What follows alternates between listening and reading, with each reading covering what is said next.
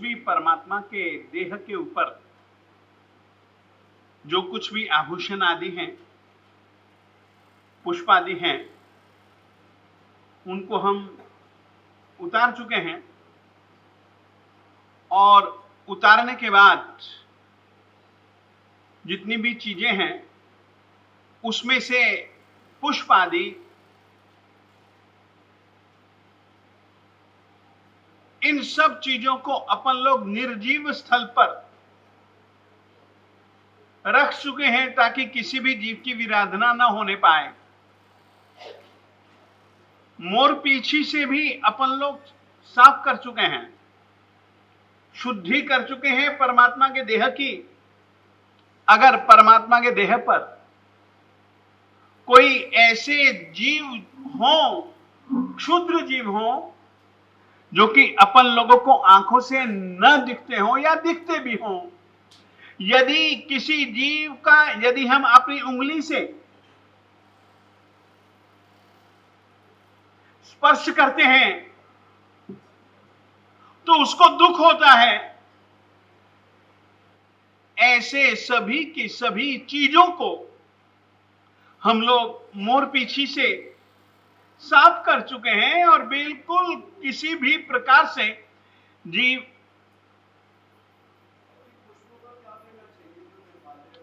वो भी मैं अभी आपको बताऊंगा, शैलेंद्र बताऊंगा। हम ये सब कर चुके हैं। अब अपन लोग परमात्मा का जल से अभिषेक करने के लिए तैयार हुए हैं। एक बात मैं पहले आप लोगों को कह देना चाहता हूं, अभिषेक करते हुए, पूजा करते हुए हमको, द्रव्य पूजा करते हुए हमको इतनी तैयारी कर लेनी है, इतनी तैयारी कर लेनी है, इतनी तैयारी कर लेनी है कि अब हम पूजा परमात्मा की कर रहे हैं, प्रतिमा की नहीं कर रहे हैं। यह तैयारी भावनात्मक भी होगी, प्रतीति स्वरूप भी होगी, और इस ढंग से यदि अपन लोग पूजा करेंगे तो यहां परमात्मा पूजा,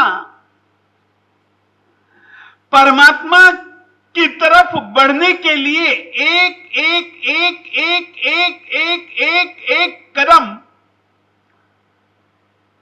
बढ़ाने वाला होगा। धीरे धीरे धीरे धीरे यह पूजा का कदम हमको स्वयं की आत्मा के नजदीक और आत्मा में छुपी परमात्मापन की शक्तियों को जगाने का केंद्र बन जाएगा। एक हमारी प्रवृत्ति बन जाएगी। अभी तक तो हम निवृत्ति परक प्रक्रियाएं कर रहे थे। पहली निशी ही बोली घर संसार का त्याग, दूसरी निशी ही बोली जिन घर मंदिर संबंधी व्यवस्थाओं का चिंतन या व्यवस्था करना इत्यादि, जो कुछ भी सूचन इत्यादि, अब आप उस चीज का भी त्याग कर चुके निशी ही बोलते हुए दूसरी बार, और 3 बार निशी ही बोलिए। ये 3 बार निशी का बोला जाना एक निशी कहलाता है, और एक बार निशी बोलने की भी परंपरा है। तो इस रीति से आप दूसरी निशी बोल चुके, अब तीसरी निशी ठीक गवारे में बोल देने के बाद आप अंदर जाते हैं, प्रतिमा जी के पास में जाते हैं। प्रतिमा प्रभु स्वरूप है, उससे संबंध, परमात्मा से संबंध हम लोग कैसे बनाएंगे? आज मैं आप लोगों को इसके लिए जल पूजा किस तरीके से की जानी चाहिए वो नियम मैं आपको समझाना चाहता हूं। आपके हाथ में कलश है,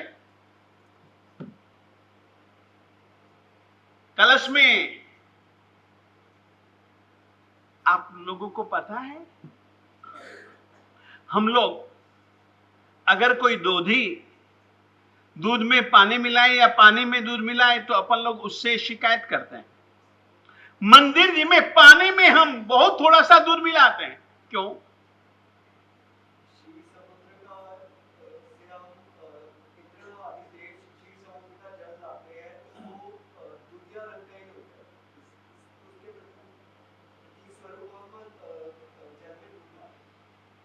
बिल्कुल सही उत्तर।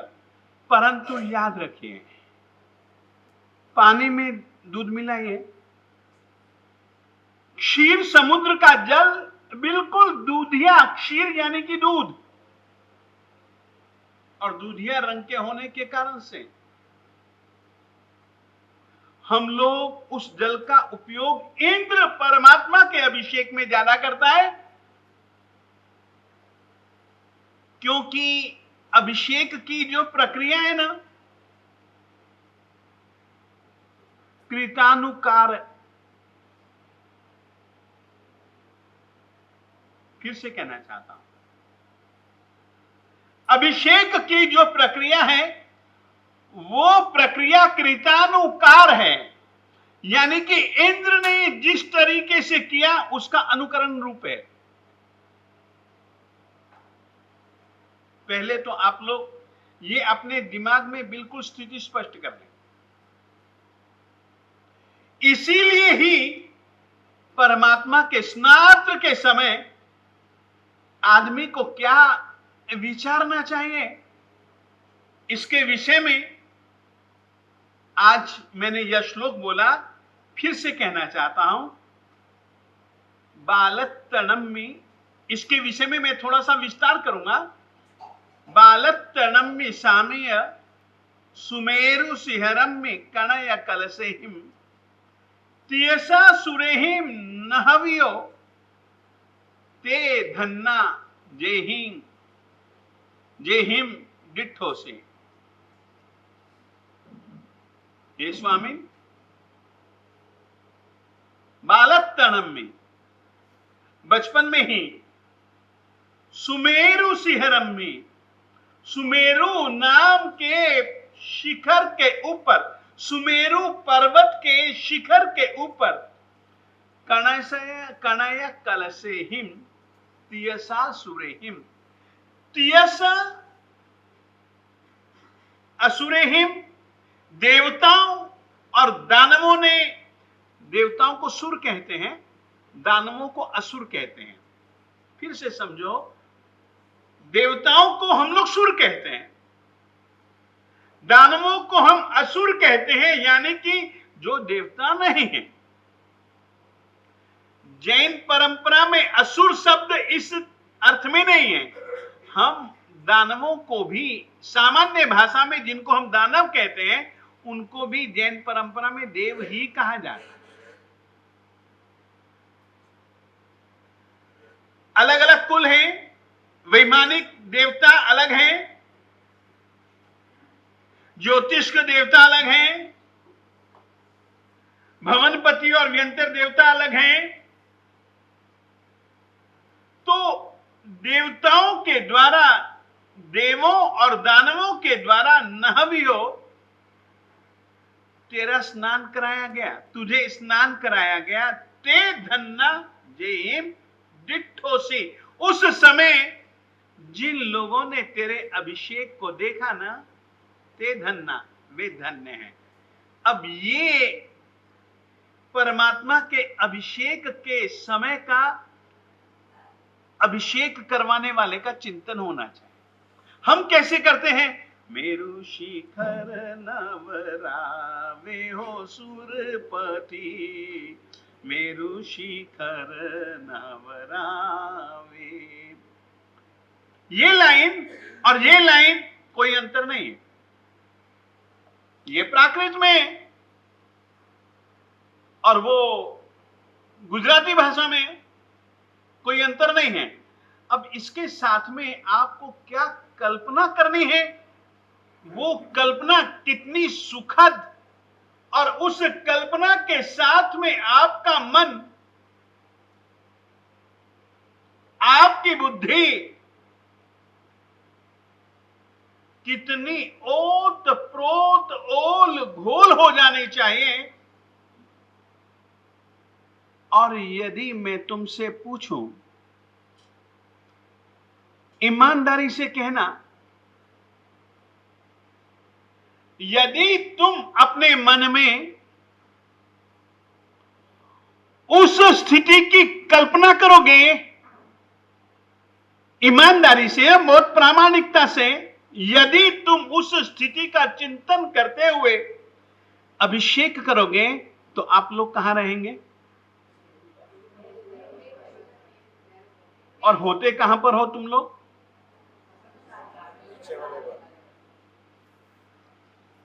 बिना भावनाओं के केवल शब्दों से यदि तुम करोगे तो तुम जहां हो वहीं रहोगे, और यदि इन शब्दों के साथ भावावली तुम्हारी जुड़ जाएगी तो तुम लोग कहां हो जाओगे?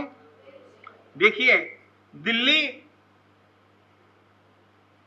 और सुमेरु पर्वत दोनों में बहुत बड़ा अंतर है।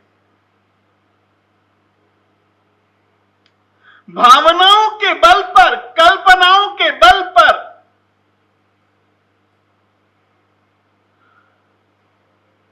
काल्पनिक चित्रों को तुम तुम्हारे दिल दिमाग में जब पैदा कर लोगे, उसके बल पर तन से भले तुम यहां रहोगे, मगर मन से, आत्मा से तुम आदमी नहीं, तुम अपने आप को देव मानोगे। फिर दिल्ली शहर में नहीं, तुम अपने आप को मेरु पर्वत पर मानोगे। तब तुम्हारे हाथ में चांदी का कलश हो सकता है, सोने का कलश हो सकता है, हीरे पन्ने मोतियों से जड़े हुए कलश हो सकते हैं। तब तुम्हारे सामने बड़े से बड़े एक टनो टन जिसमें पानी आ जाए, ऐसे मटके उठाने वाले तुम इंद्र बन सकते हो। तब तुम तुम्हारी कल्पना की दृष्टि में कभी कभी कभी कभी कल्पना करना कि मैं ही सो धर्मेंद्र हूं।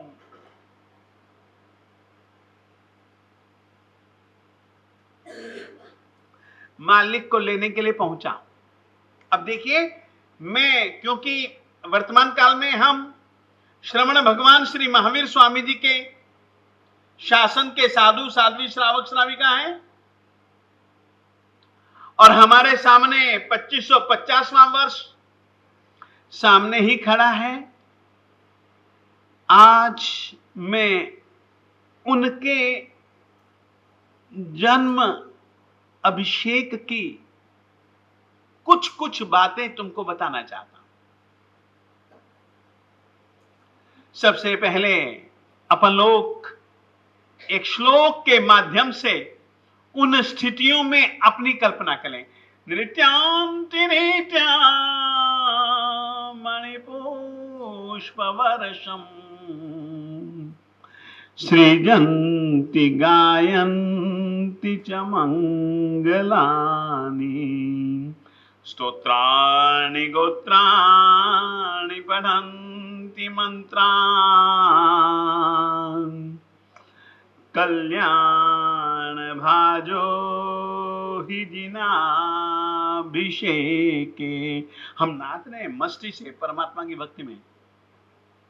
नृत्यम ते नृत्यम, हम अरे कहीं से लाते नहीं है, हम अपनी विपूर्वणा व्यक्रिय शक्ति से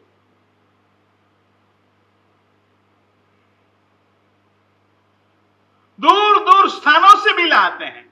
छोटा सा प्रसंग सुनाओ, एक छोटा सा प्रसंग। महान शासन प्रभावक जैन परंपरा में सबसे छोटी उम्र में दीक्षा लेने वाले, जन्म लेते ही दीक्षा की भावना जिनके दिल दिमाग में पैदा हो चुकी है,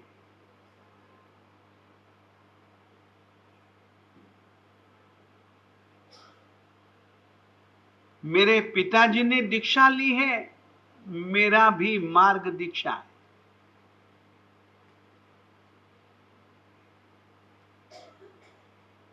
मगर मेरी दीक्षा में अवरोध मेरी मां है।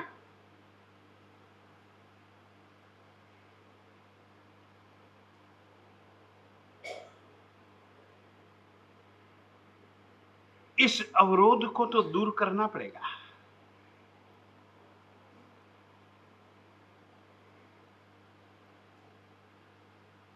इस अवरोध को दूर करने के लिए मुझे कुछ न कुछ तो सोचना और निश्चित करना चाहिए। मां बहुत कुछ सह लेती है,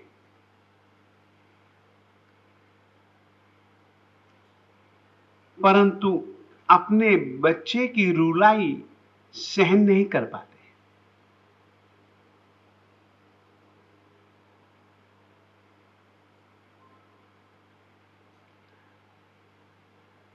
अपनी हर तरीके की पीड़ा को सह लेती है मां,